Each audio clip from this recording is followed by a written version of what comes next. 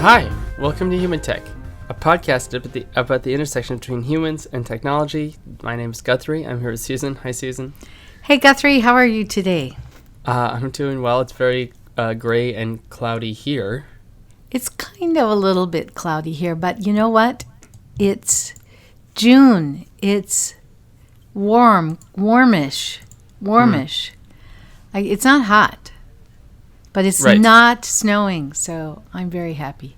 Excellent. It's not snowing in June. Well, we've really come a long way. Sometimes it snows in June where I live. Not very often. Right. But, yeah.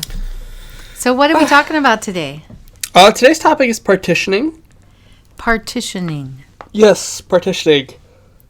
And I'm going to guess this is a behavioral economics kind of thing. Yeah, it certainly can be, for sure. So doesn't have to be. How do you want to start? What do you mean it doesn't have to be? Oh, I don't know. You can use it in a lot of different ways. Okay. So how do you want to start this off? Do you want to explain first what partitioning is? Sure. All right.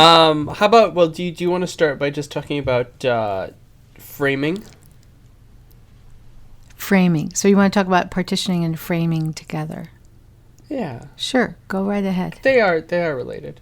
All right. So what is framing and what is partitioning and how are they different and how are they related? So everyone knows what a mental model is, right? Well, if they're listening to our podcast, they know what a mental model is. But do you want to summarize for this conversation? No, you should do the mental model. Oh, okay. So a mental model is a representation that people have in their heads, in their thoughts, in their images, about how something should work, whatever the something is, whether it's an app or software or a remote control or a screwdriver or whatever. Whenever a human encounters any kind of tool, they already have in their head some kind of idea of how this is supposed to work and what they're supposed to do with it and what's going to happen. And we get these mental models from many places and from our experience, from training, from what somebody says. And these mental models often or usually drive our behavior. So we interact with the thing based on our mental model of what it is. And then we'll go off. We did a podcast episode on this where we then went off and talked about that, therefore the relationship between the mental model and the design of the product, which I'm not going to go into here. Right. So that's mental model, but there's also, and most of that has to do with sort of a physical mapping of space or, whatever. But there's also the expectation model, which is very related, which is I have a certain expectation about how things are supposed to work. A sort of mental model, expectation model of how things are. How do you think the expectation model is different from the mental model? Well, mental model has to do with how things put together. But I'll just give you an example. You live in a nice house, but it's in the middle of nowhere. This is reality. Yes. I do live in a nice house, and it is kind of in the middle of nowhere. Correct. Although it's in a town. Yes. But it's in a really small town in rural Wisconsin. Right. So if you just took your house and you plunked it into the middle of Chicago, its value would probably be 4x what it actually is. Yes, and I would agree with that. Location, and so there's a mental model about what a house price is supposed to be, and it has to do with the market, and it has to do with what people's expectations are about a certain level of comfort when it comes to a home, a certain level of style and size, and about what that costs. Okay. It is. If you think about what you're willing to pay for, let's just say, like a car or a phone, you wouldn't pay, there are more expensive cars, there are more expensive phones, but, when I say, okay, what's a $25,000 car buy you, everyone kind of has an idea of their head of what that is. But when I ask what's a $250,000 house look like, it very much depends. It can, 4x, 8x on where you are. on where you are. Yeah. And that is interesting because people's sort of mental model about things is kind of shaped by what their expectations are. Okay. And so if I say to you, okay, we have a new market, right? And in this market, a house like this is worth $500,000. Okay. And then I show you a picture of another house, and I was like, what do you think this house is worth? I can basically frame your expectations about what a house is supposed to sell for, what it's supposed to list for, what market value is, by showing you, other examples and sort of framing the whole situation for you, right? So you're affecting my expectations based on things you've shown me. Right. Does that make sense? And is that what framing is? Yeah, it's there's a more technical version of framing, and you can use it when you're talking about making behavioral design decisions where you're using big numbers or small numbers to sort of or do decoys to make people look at prices. And I'm not going to get into all of that. I'm just kind of taking the higher level approach. Okay. All right. So that makes sense about kind of at a high level what framing is. Mm-hmm. All right. So the next part then is let's talk about sort of framing and prices. So partitioning is basically the idea that I can sort of frame things or change things based on how big or how small of a partition I create. Say that once more. So partitioning is the idea that you can frame things and set expectations based on how big or how small your partition is. Okay. So, all right. So say more. What's a partition? So let's think about lots of different examples. Right. What sort of example should I use? Well, why don't you start with one and then we'll do a couple of them. Okay. Start with an easy one. Okay. So a simple one way to think of a partition. Think of a gallon of milk. Okay. Or you can think of a pint of milk. All right. And if you want the same amount of milk, right? If you're buying like a quart, right? You have to, or liters into 100 milliliters. Well, if you want to do the but right. So so imagine then one large. I have a gallon of milk, a large container of milk. A large container of milk. And you'd have the same amount of milk in many smaller containers, right? Maybe 8, right. So right? I bought the little cardboard things of milk, and I have a whole bunch of those. Yes. Another way you could do it would be, for example, you could do, you could have a liter of cream, or you could have 10 100 milliliter little cream containers. Okay. Containers. And so, right, so what we're doing is you have either a large partition, which is the gallon or the liter, or the small partition. Okay. But I have the same amount. You have the same amount. Broken it up into little pieces. Correct. Okay. Correct. I got that. So that's a very simple example of partitioning. And you can use this, lots of marketing people use this in a lot of different ways to shape how people think about what they're encountering. So they're using partitioning, either partitioning into little pieces or just having one big partition, in order to frame the expectation or value of something? Yes, or you could also do it to tackle a bunch of things at once versus small little steps. So you're saying that, all right, so what I'm gathering you're saying is that when you present something in a big container or in one big step versus little containers or many small steps, it changes people's expectations and then it changes their behavior? Yes, sure. All right. It definitely changes their it definitely changes the frame. Yes. And thereby changes their behavior?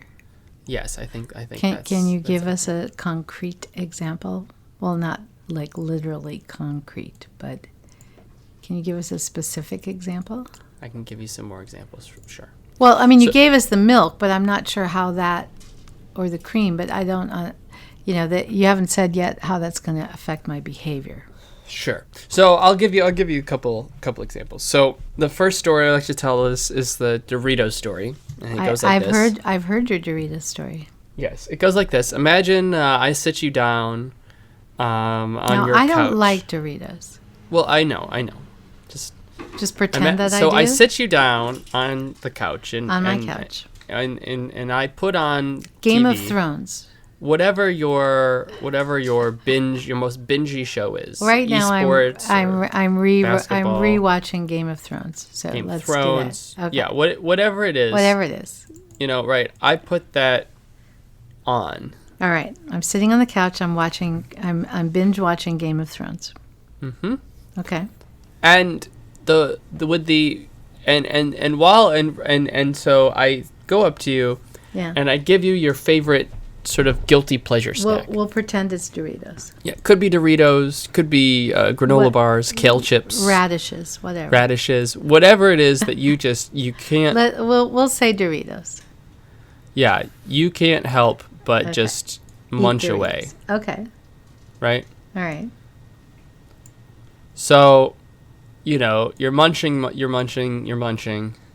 And did you give me a bag of these, or what did you give me? Right. So what I do is the first thing is I give you a giant bag, like the biggest bag you've ever seen. Very big bag. And I just slowly back out of the room and I say, I'll see you in 3 hours. Okay? All right. And, you come back and think of how much you'll have eaten. Versus, I instead I say, here, I have a pallet of your favorite snacks. It's unlimited. You can eat as many as you want. But the snacks come in teensy tiny little 2-ounce bags. So it's like a big box or a shelf full of you have to tiny bags of teensy Doritos. tiny. But I can eat as many as I want. You can eat as many as you want. And so as you go through it, yeah, right? Which way am I going to eat more? Which way are you going to eat more? And you're saying I'm going to eat more when it's just one big bag rather than having to open a lot of little bags. Correct. And the reason is? Well, in that specific example, it's because every time when you have a big frame like that, what I've done is I've created a decision point. You mean because, okay, I have a question about this. Well, all right, let's back up for a second. So you're saying with the little bags, every time I go to open a little bag, I'm making a decision to open a little bag. Right. And there are more opportunities for you to be like, oh, I guess I've had enough. I should stop. But all right, so let me ask, because every time I reach into the big bag, am I not also making a decision, or that's just a much less, because it takes just less effort and less action to just put my hand down and grab another chip. That's not the same as making a decision to reach for a bag and open it. Is that what you're saying? Yeah, the motion of just moving your arm, so Up your and brain down. says, Yeah. I want snack. Now, do you think this You is take also... your arm down, you grab and snack. you grab snack. It's a very it can happen a lot. It's a lot easier to happen unconsciously. Whereas if you have to stop and think about, should I open a new bag? You have to reach over. You switch into more of a decision mode. And rather than just something isn't it automatic. also? I mean, would it also be affected by the visual? Because you'd end up with like 20, 30 little bags laying around, empty bags that you wouldn't have if you were just eating from the big bag. Does that also play into it? Or am I reading too much into this? You're probably reading too much. Okay. Although I think that would affect it. But okay. All right. So if you just give me one big bag, I will probably eat more Doritos. That's what you're telling me. Yes. Okay. Yeah. So, then why do they even sell little snack bag sizes of anything? Well, that's a different question. It's a different question. So what does this have to do with anything besides binge watching TV and eating Doritos? So that's one example. The other example is the like the infomercials where 3 easy payments of $19.95. Right? Because they've broken it up into small pieces. Exactly. And so the $19.95 doesn't sound so bad. It sounds better than $60 or whatever. Yep. And that's because I'm changing your frame, because you think 20 bucks.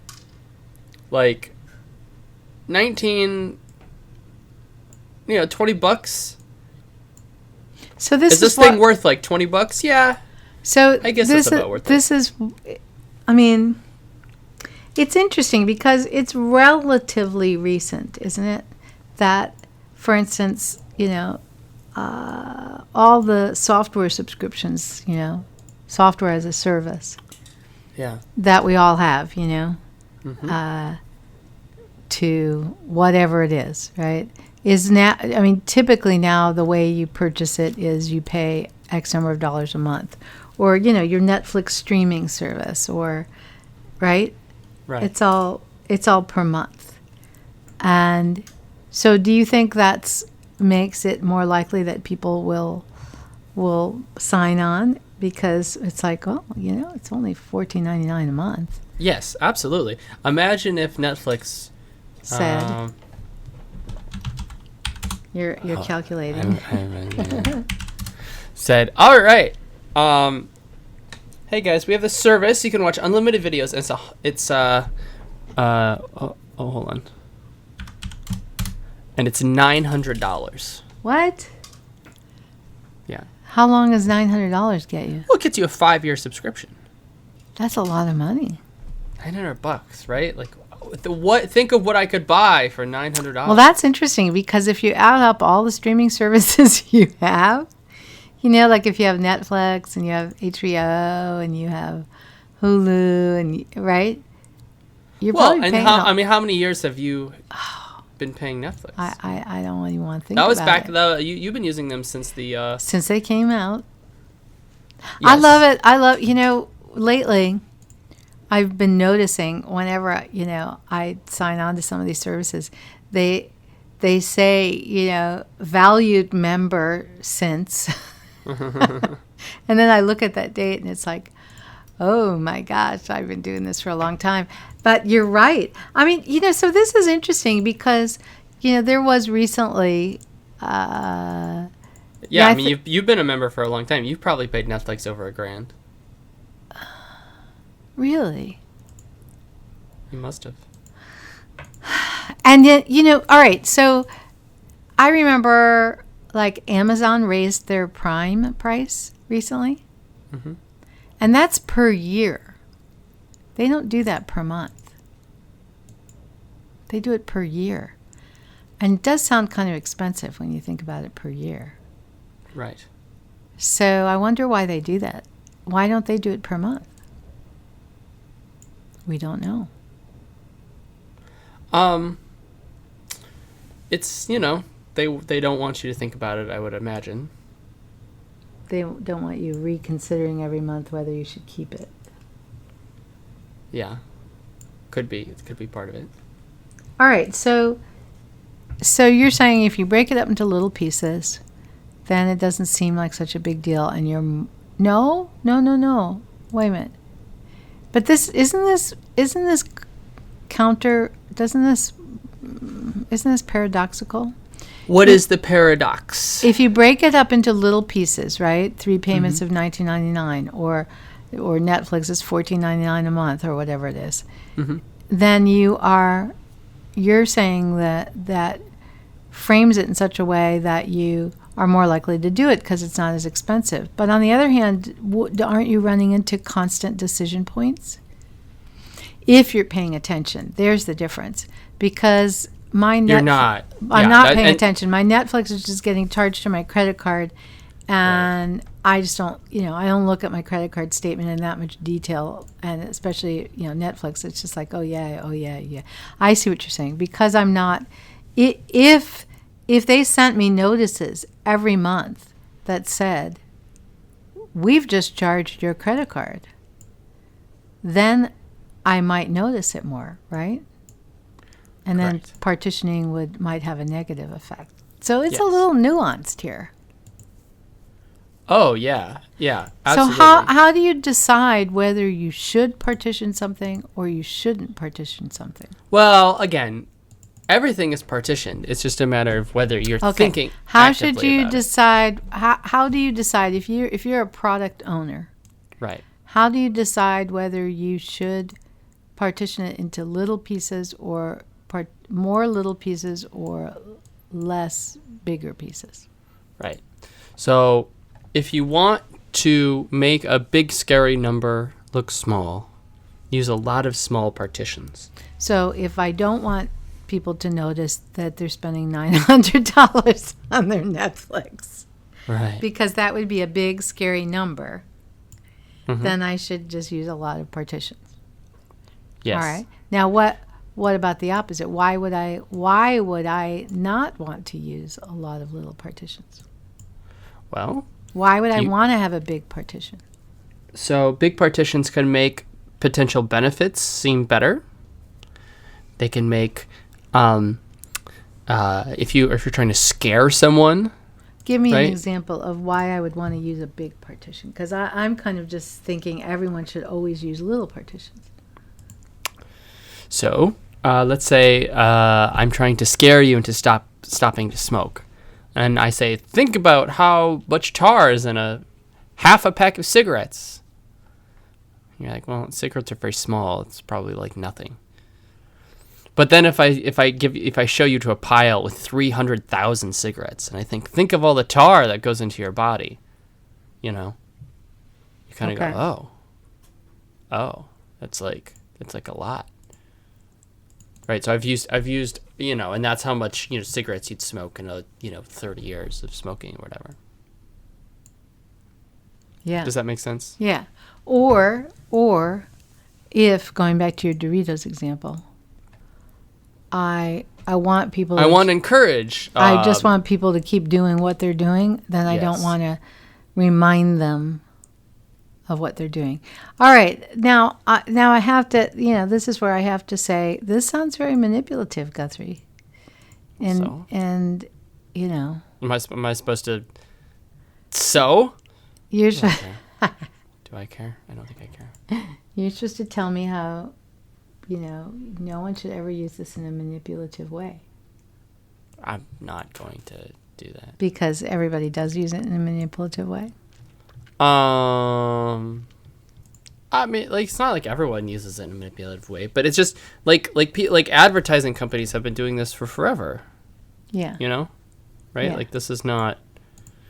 This is definitely isn't new.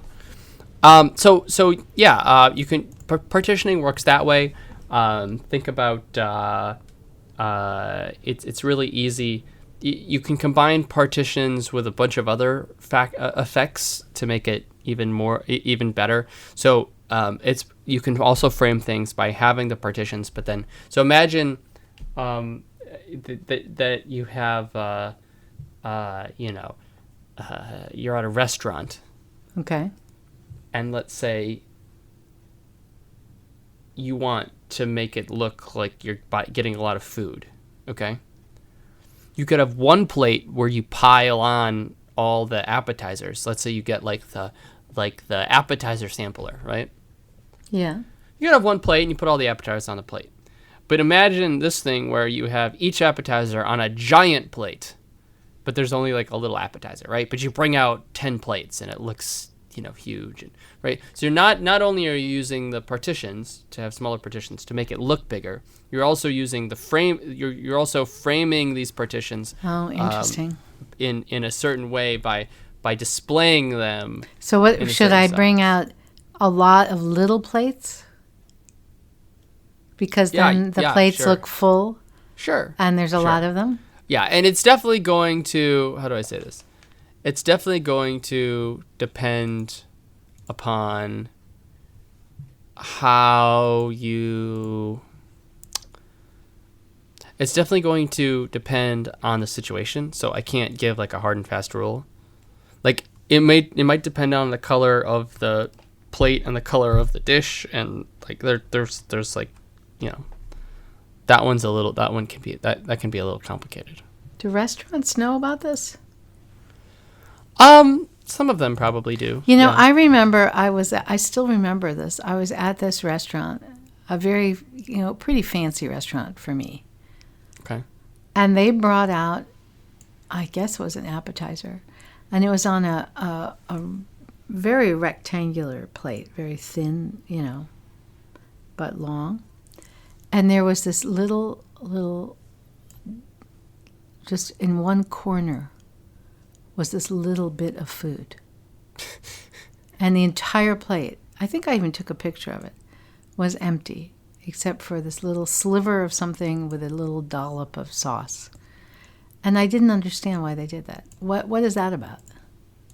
Is that to make me feel that this must be very, very special and expensive because you only get a tiny, tiny bit? There's probably some truth to that, yes.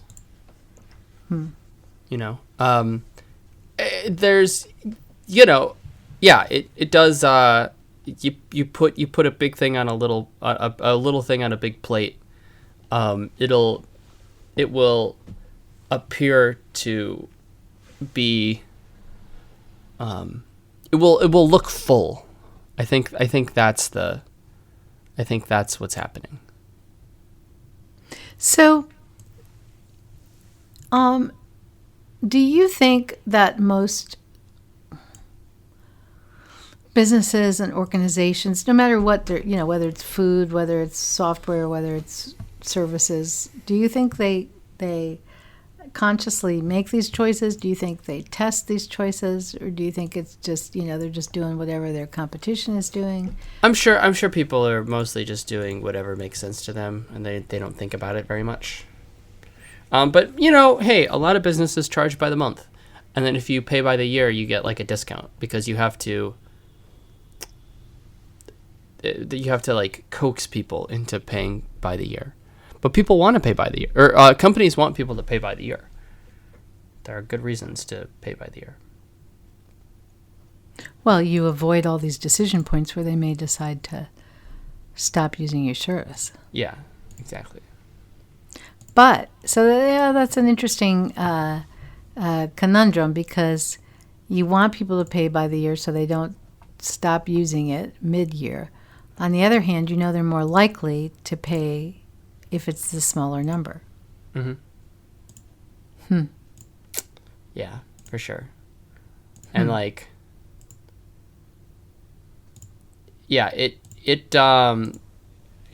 you can use partitions also in other ways that you kind of wouldn't expect.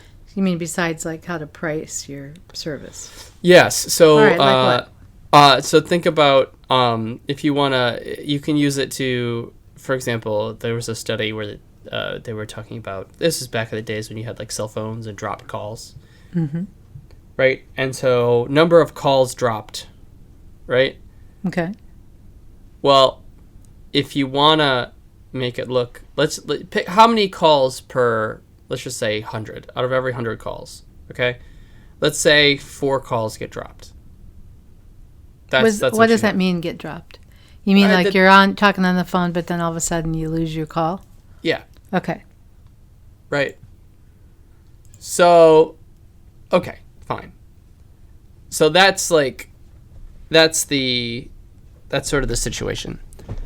So if you say, for example, that 4 out of every 100, our competitors, let's just say the competitor has the exact same, right? 4 out of every 100 calls get dropped. Okay, sounds like a lot. Okay? I didn't think it sounded like a lot, but okay. Or say you could do it that way. You can do it, it's okay. But then imagine instead of doing that, do it by 1,000, by like 1,000,000. Okay? So then it's like, yeah, our competitors, there are 40,000 calls That are dropped. out Right. of every million. So, Yeah, that sounds bad. That sounds something like that. So the other thing then that you're saying with this is that humans are not very good at making scale comparisons. Yeah. Now, I should say that a lot of humans, if they actually think about it rationally, they can get to the right answer. They'll get there eventually. But will they eventually happen? Will they take the time? So if I'm just, trying to decide what phone service to get, and they say, these guys over here drop 4 calls out of every 100, and these guys over here drop 40,000 out of every 1,000,000. I mean, I doubt that they're going to say it that way. But, let's say I watch one ad, which is 4 of 100. I watch another ad, which is the 40,000. Right. That might influence me later on. I show up at the store and I remember, oh, yeah, those are the guys that dropped 40,000, right? I mean, I'm not necessarily thinking it through. I'm not necessarily thinking logically. Maybe I didn't even hear these at the same time, right? Right. So, Yep. Unless there's conscious intervention in this, then would you agree that people aren't very good at these scale comparisons? Yeah, no, that's definitely true. And like I said, it's more of a sort of a general thing. Like certainly if people can figure it out if they really want to figure it out. Right. And if you're a purchaser for a major corporation and you're buying you're doing cell phone contracts, you'll probably work it out, right? Right. Because that's your job. But if you're just walking around deciding, I think I need a new phone or I need a new service, you might not be thinking that way. Now, you probably would because you're an economist, which is why I actually, I tend to go to you when I have to make any kind of, major purchase, not even that major, but because I kind of know I'm not going to. And I think I'm pretty smart, and I think I'm pretty good at math, and I used to teach statistics, so I'm not afraid of this. Well, you're not. Stuff. You're not immune. You're not immune from biases. Are you immune from biases, though? If you are thinking about things in that very thoughtful, logical System 2 way, do you think you're immune from some of these biases yourself? Because you're no. No, I wouldn't. Definitely wouldn't say that. Do you think you're less likely to fall for these than other people, though, because you study them? No, but I do know. I think I notice when. I think I'm more likely to notice when they happen. Like, after the fact, or before you fall for them? Oh no! Sometimes it's like, oh, this is what you guys are doing. Yeah, but then what about Do you fall for it though, personally, as a consumer? I'm sure I do sometimes. So is there anything that, we can talk about this in a positive way, like you said, the thing about, the cigarette smoke, and as a way to, cigarettes and tar, and as a way to encourage people to behave in ways that are good for them or good for society or something. But I think we tend to talk about this more in terms of there's, some company. Well, it's interesting to me because, sometimes we talk about it as, watch out. They're trying to get you to buy the Ginzu knife, right? Yes. For the 3 easy payments for $19.99. Yes. or they're trying to get you to eat more Doritos, or, we tend to talk about it that way. But, actually, you and I do consulting where the client wants to know, how can we get more people to take this action? Right. And so, we give advice about how you can use some of this stuff to get people to take action. So but do you think for this particular, or you could answer it, I guess, in general, for this particular thing of partitioning and framing, do you think that the more people understand it and you point out to them, oh, look, they're using partitioning, do you think that helps people to not fall for it, or it really doesn't have any effect because it's just the way our brains work? Maybe. I think eventually you kind of learn to figure it out. So, I think so. But there's no research on that, is there? Like systematically teaching people to not fall for partitioning, to not be affected, to not be as affected by the frame. Not that I know of. Yeah, like over time. I'm sure I know that you can do it temporarily. And the reason I say that is, well, I don't know about partitioning, but in some of this in general, I know that, we teach workshops, right, in which we include a lot of this stuff. Mm-hmm. And I know that we've had to be very careful when we order and frequency and timing and placement of some of our activities and interactions. Because if we don't pay careful attention, then essentially I believe what we can do in our workshops is we can kick people from a system 1 mode into a system 2 mode, and then they don't fall for it. Right. We've had to be very careful about how we work, because we're trying to give demonstrations of some of these effects and some cognitive biases and so on. And I know, we've had to do this, where we've had to, it's like, okay, we can't, there's like an exposure effect kind of thing where, I'm not using that term correctly because that means something very different with cognitive bias. But I know that it's possible that after you've done a number of these activities, when you go to do the next one, it doesn't work because now they're on high alert, Mm-hmm. They're like, what are they trying to do now to make a point? And so we have to sprinkle them through in various times. We can't do too many in a row. We have to all of a sudden, hey, write down this, and catch them off guard.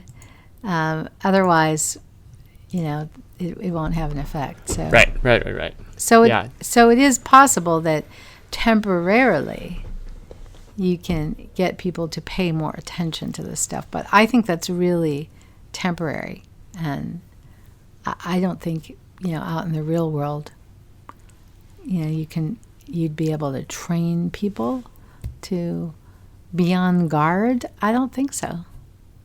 I don't think you can do it, because I think most of the time we are in that automatic mode, and that automatic mode is using this framing and partitioning. Now, do you think that there, how I talk about when we teach about the fact that, people are most of the time are in system 1 mode, meaning they're not thinking that much. They're not thinking that hard or that deeply about what's around them. And that is actually, I think it's adaptive. It works. If you had to walk around all the time analyzing every step you make, everything coming into your perceptual field, you'd use up way too much glucose in your brain. You just can't think that hard for that long. We're just not made for that. And so it's actually quite adaptive that we have these quick reactions, quick modes, So do you think this partitioning and framing is part of that whole, adaptive quick mode system, or do you think of it as a flaw? I think it's probably I think it's probably just the quick mode. Yeah, and That's just the way we are. It's just adaptive. It's just the way we've learned to go through the world. Most of the time it serves us. There's no why, if you're a lot of human tasks are very repetitive. Yeah. Why would you purposely try to make life harder? Yeah. Yeah. Why go through all the the effort to have to if every time you ate a piece of popcorn in a giant movie theater bag of popcorn, you had to think about it. You had to evaluate how many you'd eaten and whether you should eat another. Yes. So in the yeah. Be truly terrible.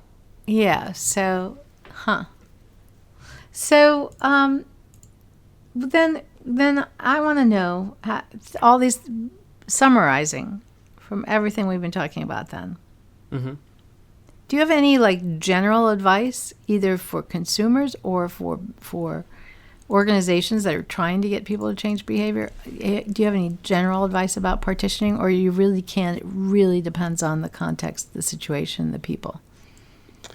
Oh yeah, sure. I can put something together. Okay. Right at this moment, or do you need to go think about it? No. I can. Yeah, I can think of big takeaways. All right, go ahead. So when you're working on partitioning, right? Yeah. There's a little bit of advice. Okay. Okay. Yeah.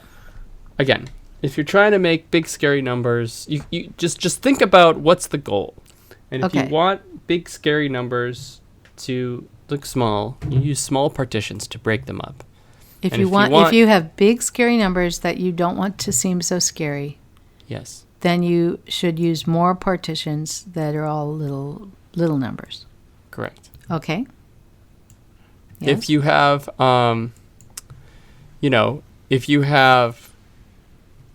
if you want to make, just the opposite. If you want little numbers to seem significant. Then yes. you group everything together instead of having little partitions. Correct. Wouldn't that be called a corollary? Is that what it's called? I don't know. I always like to use those words, but I don't know if they're accurate. Okay. So that's kind of just a very broad takeaway. Yeah, basically use partitions to determine exactly kind of how you want things to work. How do you want people to sort of interact with your product, with your service? Do you want them to make little automatic choices, or do you want them to have to think about it? Yeah. Do you want them to stop and think? Yeah. So it's all very tied in with a lot of other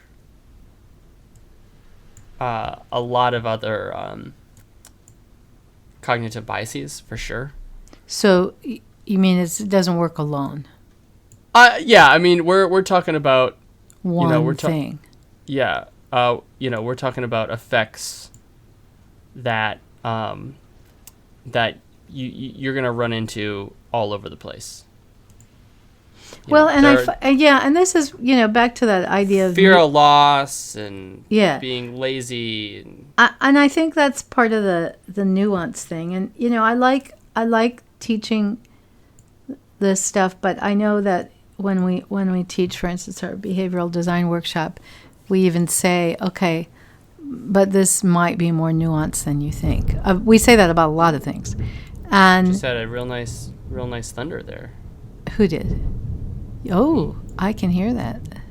So, and the idea being that, so sometimes, because I think sometimes people take one of these behavioral science, behavioral economic things that we might talk about, and they try and apply this one, and it doesn't work quite what they expected. And typically, when that happens, it's because you've actually got something else that's also going on, that's also affecting it that you don't realize, right?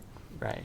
And I think it's one of the things I mean, I find, right, we do that in consulting, right? People will say, we tried this and it didn't work. Why didn't it work? And then we'll take a look at it and say, well, actually, you've got two things going on, and the second one is canceling out the first one, right? Right. So it can be a little complicated, but maybe not. I mean, I think partitioning is maybe one of the more straightforward ones we talk about. Do you agree? Mm-hmm. Yes, I think I definitely agree about that. I mean, how do I say this, right? You do it.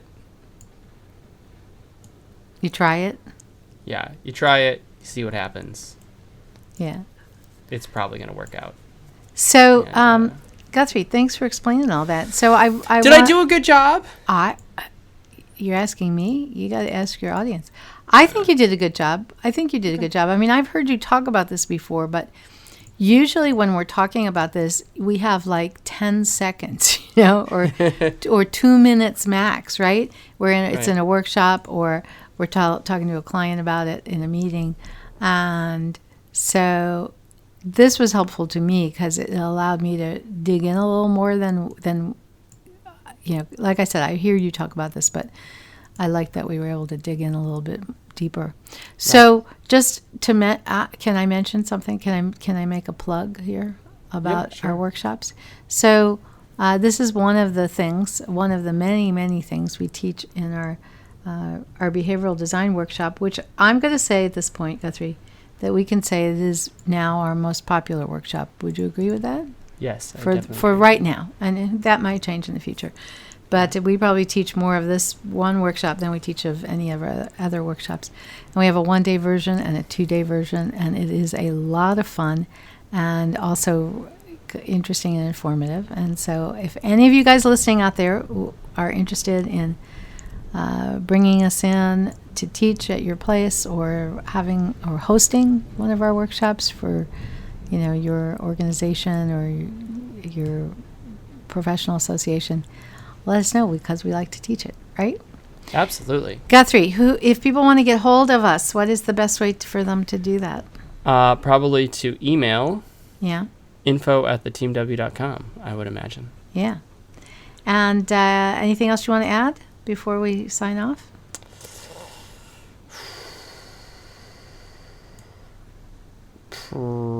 Probably not. Okay. Yeah.